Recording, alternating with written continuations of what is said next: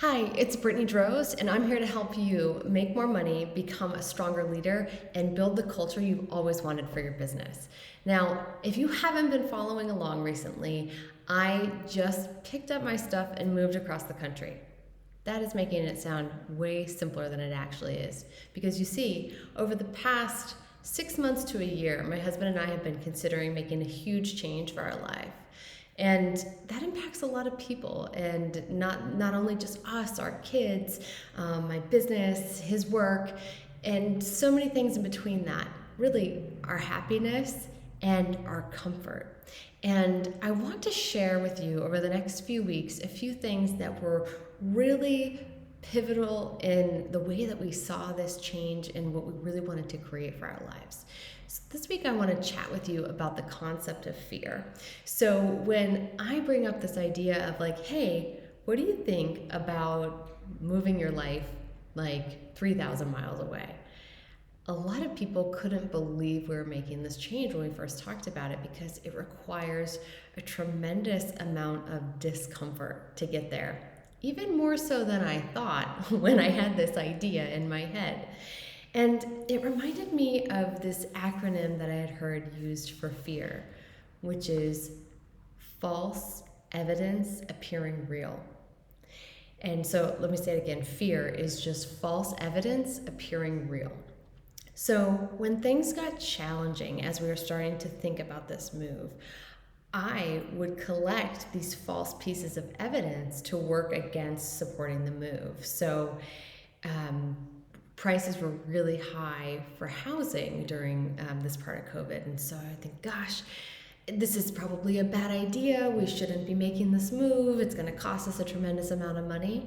But the truth is if I spent more time digging in, if I, was resourceful and could think outside of the box, if I could look at lots of other options, maybe I don't have to live in this one specific town. Maybe I can, live a town over and it's more affordable, or maybe we can do with less, or maybe we can sell a car. There's lots of things you can do when you really, really want to. But in that moment, I was feeling uncomfortable. I was having fear. And so I was searching for pieces of evidence that would support that, which in that case was not to move, right? So I'm looking for pieces of evidence that aren't really real to support this case of not making the change, not getting uncomfortable, right? Not managing some uncertainty to create a lifestyle that was more aligned for me. We do this all the time. So when I've had like a bad week in business before, who hasn't had like a week where you said, you know what, I'm all set with being an entrepreneur. I would like to do something else. I would like to go clock in somewhere. Well, I was having a week like that. And in those moments, it's really easy to collect false pieces of evidence to support that.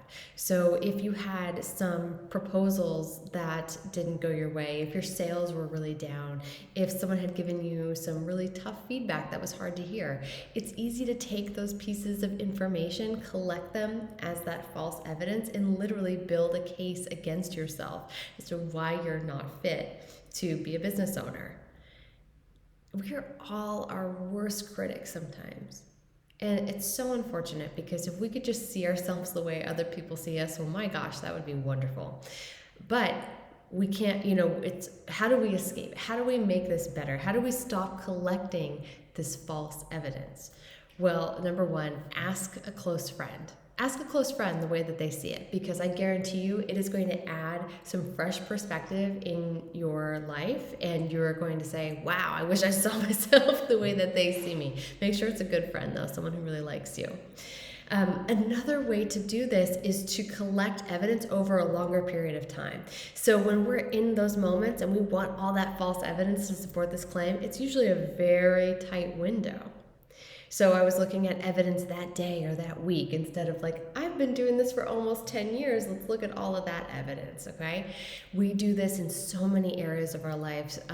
Like if you're in a fight with your partner or a friend, we look at this much evidence instead of looking at all the pieces of evidence that should really be included in that study that you're doing in your head. But this also happens in our businesses outside of just the sales and revenue component. We also do it with how we believe our customers see us or what we believe about our team. And this can be so, so, so damaging. I can't stress that enough, that we create these false assumptions, these false pieces of evidence, and we look for them again and again, and it starts to build a new story for us about this being real. Now, I could have stayed in this, I could have stayed in that and decided I'm not going to move, it's too scary, and let fear control me. But you have to move with the challenges. You have to decide, I'm going to look at some other pieces of evidence too. Fear popped up so many times for me over the past 6 months, trying to create a case for why this move was a bad idea. I mean, I had days where I thought I was ruining my family's life by making this move, creating so much discomfort than what we were used to. But my gosh, like, what a mistake it would be to stay comfortable forever. I mean, that is not how we grow. Literally, creating discomfort, solving problems, being more resourceful is exactly how we evolve. And that's what I want for myself. That's what I want for my family. And I'm so glad to be sitting here on the other side of a lot of those challenges. Still have some challenges to face. I mean, as of today, I have an empty room, which is my new office, besides the desk I'm sitting at. And the chair I'm sitting on, because we haven't received our stuff from the movers yet. But again, another lesson in like letting go and figuring out how to solve the problem. I could sit and wait for the desk. I could come up with all these ideas about why moving was terrible and that I shouldn't have done it because where's my desk? Or I can just go get a new one on Facebook Marketplace.